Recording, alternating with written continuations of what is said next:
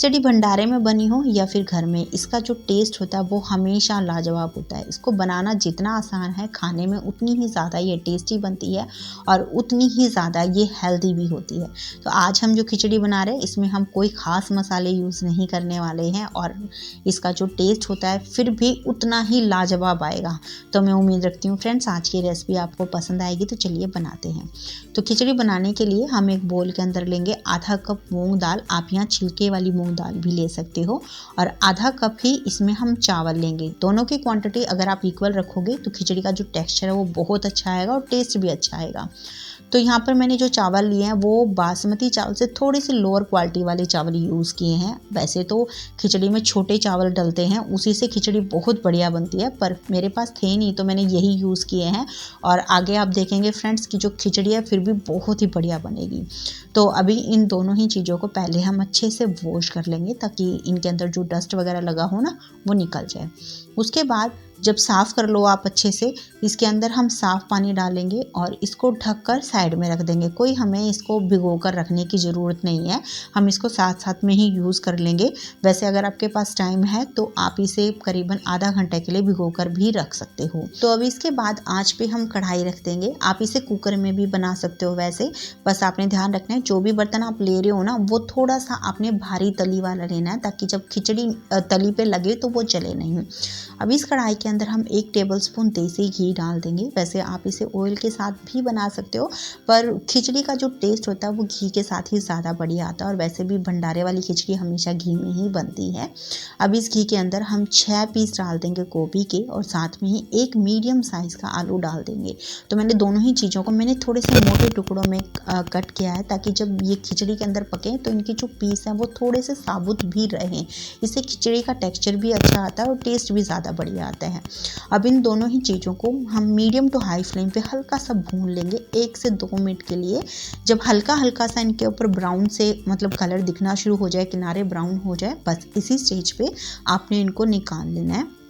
और निकालने के बाद मुझे ये घी थोड़ा सा यहाँ पर कम लगा तो मैंने 1 चम्मच घी और ऐड कर दिया है। आप चाहें तो इसे स्किप भी कर सकते हो। अब इस घी के अंदर हम आधी छोटी चम्मच डाल देंगे जीरा, 1/4 छोटी चम्मच हींग डालेंगे। मेरे यहाँ पर टुकड़ों वाली हींग यूज़ की है, अगर आपके पास पाउडर वाली हींग हो तो आप करीबन आधी छोटी चम्मच हींग डालना। करीबन आधी छोटी चम्मच ही इसमें हम काली वाली सरसों डालेंगे। आप यहाँ राई भी ले सकते हो और 4 से 5 करी पत्ता ऐड कर देंगे। मेरे पास यहाँ पर ड्राई वाले करी पत्ता ही थे तो मैंने वही यूज़ किया। अगर आपके पास फ्रेश करी पत्ता हो तो आप वो भी ले सकते हो। अब फ्रेंड्स आप देख रहे हो मैंने यहाँ पर कोई खड़ा मसाला अभी तक यूज़ नहीं किया। आप चाहें तो यहाँ पर खड़े मसाले ले सकते हो। तो बस हल्का सा इन्हें हम घी में भून लेंगे। उसके बाद इसमें हम डालेंगे आधी छोटी चम्मच कद्दूकस की हुई कच्ची हल्दी। तो आपको पता ही है फ्रेंड्स सर्दियों में कच्ची हल्दी बहुत मिलती है और इसे हमें डेली रूटीन में किसी ना किसी तरीके से ज़रूर लेना चाहिए क्योंकि ये बहुत फ़ायदेमंद होती है। वैसे अगर आप चाहें तो यहाँ पर पाउडर फॉर्म में भी ले सकते हो, पर अगर हो सके तो कच्ची हल्दी ज़रूर डालना। तो बस इसको भी हम हल्का सा घी में भून लेंगे। अब हल्दी को भूनने के बाद इसमें हम सब्जियां ऐड करेंगे। तो आँच को एक बार हम बिल्कुल स्लो पे कर देंगे और उसके बाद इसमें हम डालेंगे आधा कप घिया। तो घिया यानी लौकी को मैंने यहाँ मोटे टुकड़ों में ही कट करके लिया है। साथ में आधा कप डाली है गाजर, आधा कप ही मैंने यहाँ पर मटर यूज़ की है। तो सब्जियों की जो क्वांटिटी है फ्रेंड्स मैंने यहाँ इक्वल ही ली है। आप इसे अपने टेस्ट के हिसाब से कम या ज़्यादा भी कर सकते हो और अगर आपको कोई सब्ज़ी इसमें पसंद नहीं है तो आप इसे स्किप करके अपनी कोई भी मनपसंद सब्ज़ी इसमें डाल सकते हो। और अब करीबन 4 से 5 मैंने हरी मिर्ची यहाँ पर डाली है। तो हरी मिर्ची को आप अपने टेस्ट के हिसाब से यहाँ पर ऐड करें। जैसे भी परिवार में तीखा खाते हैं उसी हिसाब से आपने हरी मिर्ची इसमें डालनी है क्योंकि हम आगे लाल मिर्च नहीं डालेंगे। तो बस अब पहले हम इसको मिक्स करेंगे और उसके बाद इन सब्जियों को हम मीडियम आंच पर करीबन 1-2 मिनट के लिए भून लेंगे। जब मसाले और घी में सब्जियों को अभी हम भूनेंगे उसकी वजह से जो खिचड़ी का टेस्ट है वो बहुत ज़्यादा बढ़िया आता है। तो आपने इसको अच्छे से घी में 1-2 मिनट के लिए ज़रूर भूनना है। अब फ्रेंड्स आपने देखा कि मैंने अभी तक इसमें प्याज और लहसुन वगैरह यूज़ नहीं किए हैं। अगर आप चाहें तो जब हमने सब्जियों को डाला था उसी स्टेज पे आप प्याज और लहसुन भी डाल सकते हो, पर भंडारे वाली जो खिचड़ी होती है उसमें प्याज और लहसुन नहीं पड़ते हैं इसलिए मैंने इसमें यूज़ नहीं किए हैं।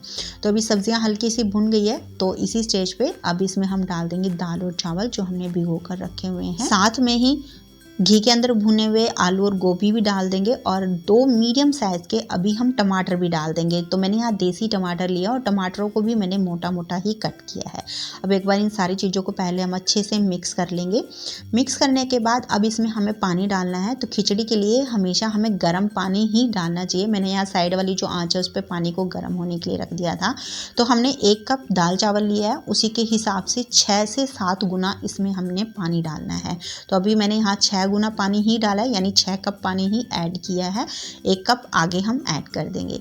तो अभी पानी को डालने के बाद अब इसमें हम टेस्ट के हिसाब से नमक ऐड कर देंगे। तो मैंने पहले 1.25 चम्मच डाला था और फिर जब इसका पानी टेस्ट किया तो थोड़ा सा कम लगा, मैंने करीबन 1/4 छोटी चम्मच और ऐड कर दिया। तो आपको भी इसी तरीके से अपने टेस्ट के हिसाब से नमक ऐड करना है और आप इस पानी को हल्का सा टेस्ट कर लो। आपको जो नमक मिर्च मसाले हैं उनका टेस्ट हल्का सा तेज लगना चाहिए, तो ही खिचड़ी में इनका जो टेस्ट है वो बिल्कुल परफेक्ट आएगा। तो बस अब इसको ढक्कन लगाकर हम तेज़ आंच पे अच्छे से पकाएंगे जब तक कि दाल चावल वगैरह बढ़िया से कुक नहीं हो जाते।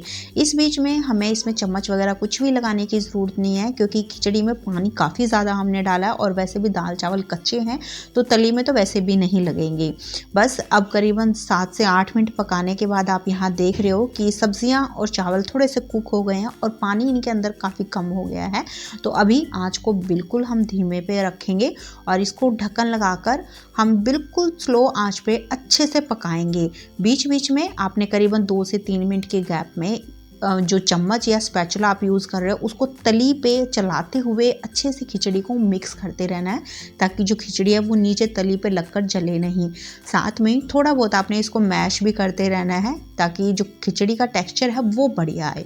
तो अभी जैसे आप यहाँ देख रहे हो मैं करीबन 3 से 4 मिनट के गैप में खिचड़ी को अच्छे से यहाँ पर जो है मिक्स करती जा रही हूँ और अभी इसका जो टेक्सचर है वो काफ़ी गाढ़ा मुझे लग रहा है। तो बस इस स्टेज पे मैं इसके अंदर करीबन 1 से 1.5 कप गर्म पानी और ऐड कर रही हूँ। तो आप भी अपने पसंद के हिसाब से यहाँ थोड़ा सा कम या ज़्यादा गर्म पानी और डाल सकते हैं। तो बस अच्छे से मिक्स कर देंगे इसे और अब इसे ढककर धीमी आंच पे 2-3 मिनट के लिए और पका लेंगे।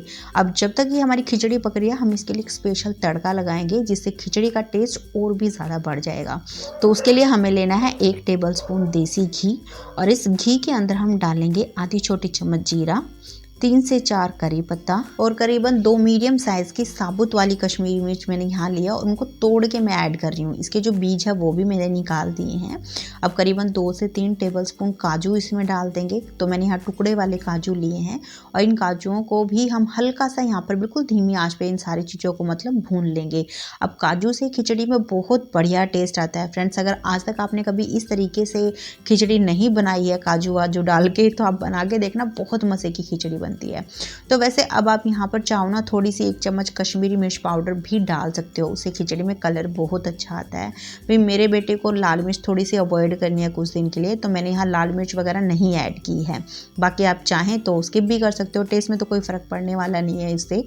तो बस अब ये जो छोंक है इसको हम डाल देंगे हमारी खिचड़ी के ऊपर और साथ में ही इसमें बारीक चॉप करके धनिया पत्ती भी डाल देंगे। आप चाहें तो यहाँ पर 1 चम्मच गरम मसाला भी डाल सकते हो, बट मैं गरम मसाला भी नहीं ऐड कर रही हूँ। तो बस बढ़िया से इसको कर लेंगे मिक्स। तो बस आँच को अभी बंद कर देंगे और ये हमारी सिंपल सी भंडारे वाली खिचड़ी तैयार है। आपने देख ही लिया कितना आसान है इस खिचड़ी को बनाना। हमने कोई बहुत ज़्यादा खड़े मसाले वगैरह भी इसमें नहीं डाले हैं और फिर भी इस खिचड़ी का टेस्ट बहुत बढ़िया आता है।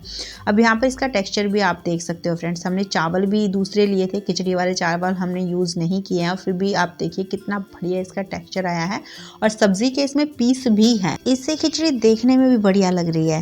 वैसे आप यहाँ पर इसको दही, रायता या फिर पापड़ या फिर अचार के साथ सर्व कर सकते हो, बट मैंने सिंपल 1 चम्मच देसी घी के साथ इसको सर्व किया और बहुत मज़े की लगती है घी के साथ में।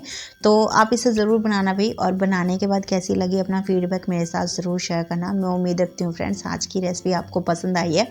अगर अच्छी लगी है तो प्लीज़ लाइक का बटन दबाना, साथ में शेयर भी कर देना और कमेंट बॉक्स में ही बता देना कि आपको रेसिपी अच्छी लगी या फिर नहीं लगी और क्या नहीं लगा वो भी बता देना। और अगर आपको फ्रेंड्स ऐसी ही इजी सी रेसिपी पसंद है ना जो आप आसानी से घर पे बना सको, तो चैनल को सब्सक्राइब भी कर लेना। तो चलिए फिर मिलते हैं आपसे एक नई रेसिपी के साथ में।